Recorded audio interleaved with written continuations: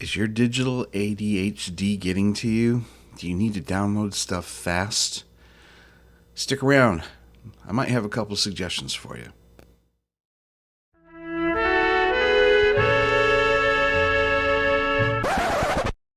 Welcome to the Drunk Linux User. I'm Len. I am the Drunk Linux User.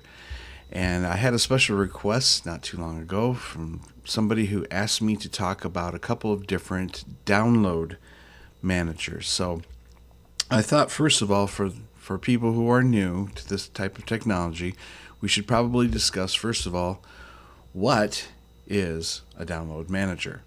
Well, a download manager, according to definitions.com, is a computer program which aids the downloading of files. The download manager is a computer program dedicated to the task of downloading possibly unrelated standalone files. So basically, if you have a really big file or you got a whole bunch of files that you want to download all at once, this can help.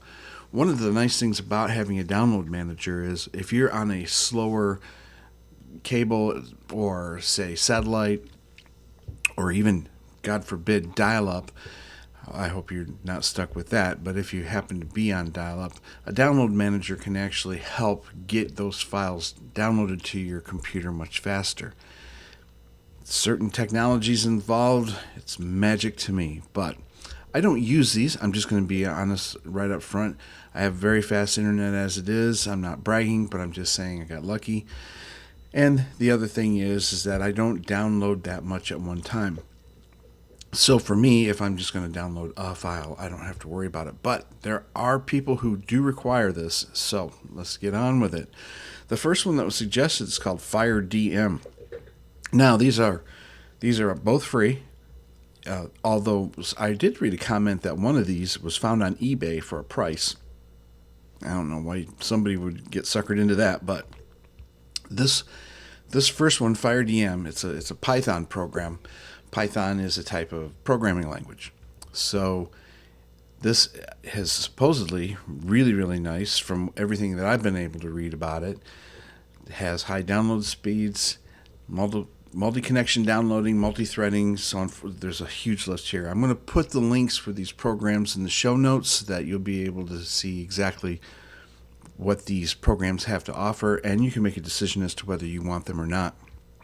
So their homepage shows you how to use it. It gives you the link on how to use it. This is the link on how to use it. So this is the Firedm user guide, and it's pretty nice that they've put this together in such a very, very easy format to read.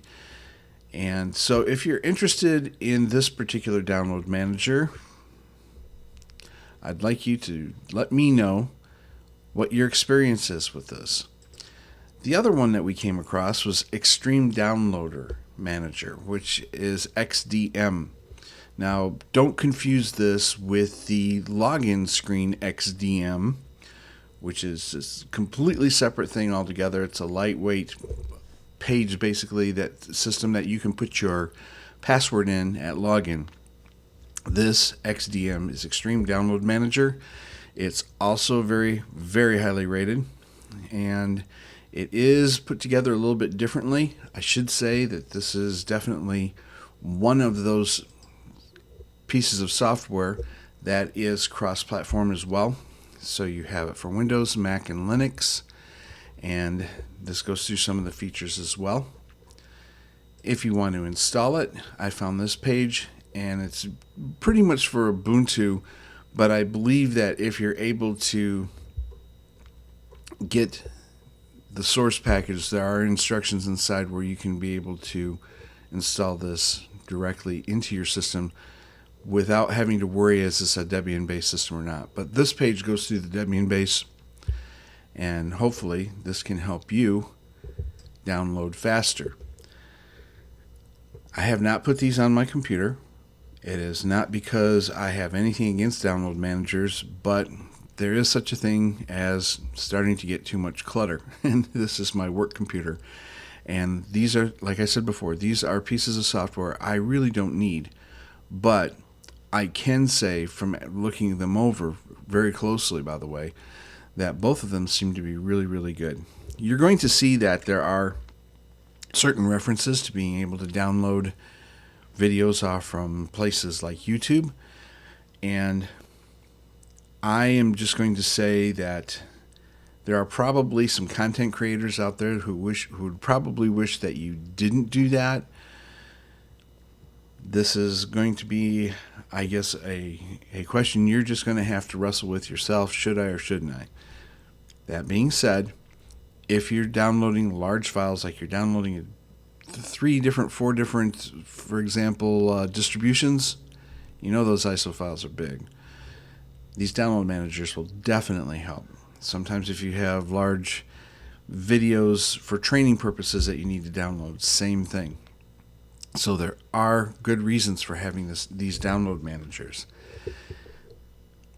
I really appreciate that somebody came to me and said, "Would you please put something up here about these?" Because I think a lot of it had to do with the fact that there's some great software out there that people just don't know about. And if we can get the word out, well, maybe we can make it just a little bit easier for everybody else down the pike, right?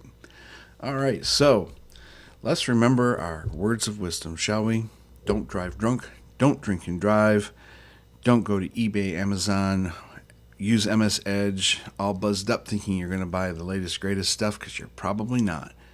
In the meantime, oh, that reminds me, not being buzzed up, but I definitely want to insert a comment here about the last 2 videos that I put up about using LibreOffice and SoftMaker, free Office and Office.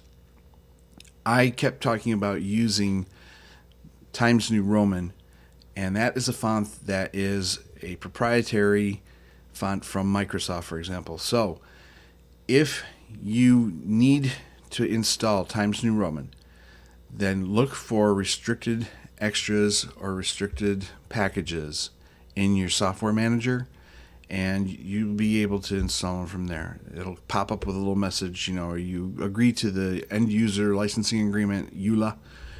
Just check the box, click go for it. The other way that you can do this, and I'm not really sure how legit this is, but I've done it before. I've had a dual boot situation going on with Windows, and I just went to the fonts folder in Windows, copied it, and brought it over to the Linux side, put it in my fonts folder under user share fonts, and I just labeled it Windows fonts. So when I loaded up an application, Times, Cambria, Seago, whatever, they're all in there. All right. Well, now I just interrupted my completely great ending. So we're just going to end up with bottoms up.